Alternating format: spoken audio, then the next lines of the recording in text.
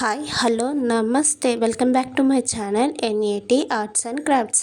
ఈ వీడియోలో thread bangles ఎలా తయారు చేయాలనేది చూపిస్తాను.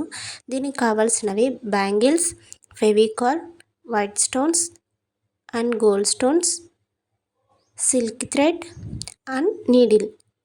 ఫస్ట్ బ్యాంగిల్ని ఒకదానికొకటి ఈ విధంగా అంటించుకోవాలి. అంటించుకున్న తర్వాత ఒక ప్యాడ్ తీసుకొని ఆ ప్యాడ్కి వీడియోలో చూపించిన విధంగా ఫింగర్ని పెట్టి దారాన్ని చుట్టుకోవాలి. నేను ఇక్కడ 30 లైన్స్ చుట్టుకున్నాను. మీకు కావాలని ఇంకొక 5 లైన్స్ ఎక్స్ట్రా చుట్టుకోవచ్చు. మీకు కుచ్చులు కానీ తిత్తులు కానీ వస్తే మీకు ఎన్నైతే తిత్తులు కానీ కుచ్చులు కానీ వచ్చాయో అన్ని ఎక్స్ట్రా లైన్స్ చుట్టుకోండి. తర్వాత అయిపోయిన తర్వాత వాటిని వీడియోలో చూపిస్తున్న విధంగా కట్ చేసుకోండి. తర్వాత ఆ తుత్తులున్న లైన్స్ని తీసేసేయండి దారాన్ని. తర్వాత ఈ విధంగా వస్తుంది. దాన్ని ఈ విధంగా గ్లూ అంటించుకోవాలి. గ్లూ అనేది పల్చగా అంటించుకోండి. ముద్దగా అంటించుకోవడం వల్ల మీకు దారం ముద్దగా అయిపోతుంది. ఇప్పుడు గాజుకి ఈ విధంగా గ్లూని అంటించుకొని వీడియో చూపిస్తున్న విధంగా అంటించుకోవాలి థ్రెడ్ని. ఇప్పుడు దారాన్ని పల్చగా చేస్తూ వీడియోలో చూపిస్తున్న విధంగా దారాన్ని చుట్టుకోవాలి. దారం అనేది పల్చగా ఉంటే బ్యాంగిల్ అందంగా కనిపిస్తుంది. ముద్దగా ఉండడం వల్ల బ్యాంగిల్ అనేది ముద్దగా కనిపిస్తుంది. కాబట్టి దారాన్ని ఎంత వీలైతే అంత పల్చగా అల్లుకోండి. చూసారు కదా ఫ్రెండ్స్, ఎంత బాగా వస్తుందో. ఇలాగా దారాన్ని పల్చగా అల్లుకోండి.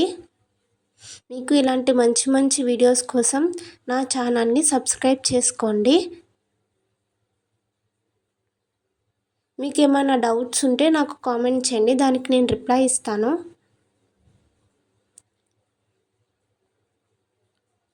ఇలాగా దారాన్ని పల్చగా చేసుకుంటూ బ్యాంగిల్ని ఈ విధంగా చుట్టుకోవాలి.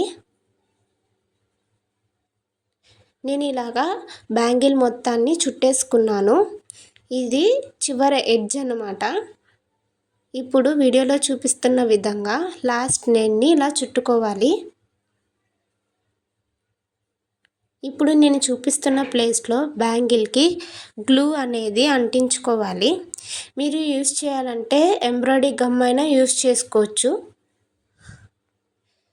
ముద్దగా అనేది అంటించకండి, లైట్గా అంటించండి. ఇప్పుడు దారాన్ని లోపలికి ఇలా పెట్టి దాన్ని అతికించి ఇప్పుడు ఎక్స్ట్రా దారాన్ని కట్ చేసేసుకోవాలి.